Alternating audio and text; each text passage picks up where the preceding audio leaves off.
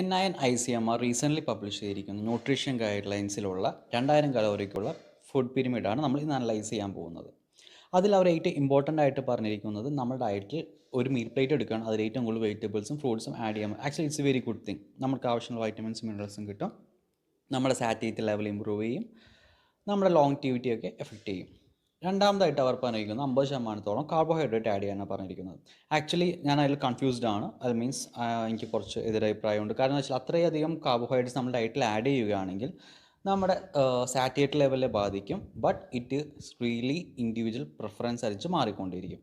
മൂന്നാമതായിട്ട് അവർ പറഞ്ഞിരിക്കുന്ന protein quantity കുറവാണ്. ഈ പറഞ്ഞിരിക്കുന്ന അളവിലെങ്കിലും നിങ്ങൾ ഒരു ദിവസം പ്രോട്ടീൻ നിങ്ങളുടെ ബോഡി വെയിറ്റ് അനുസരിച്ച് ആഡ് ചെയ്യാൻ ശ്രമിക്കണം.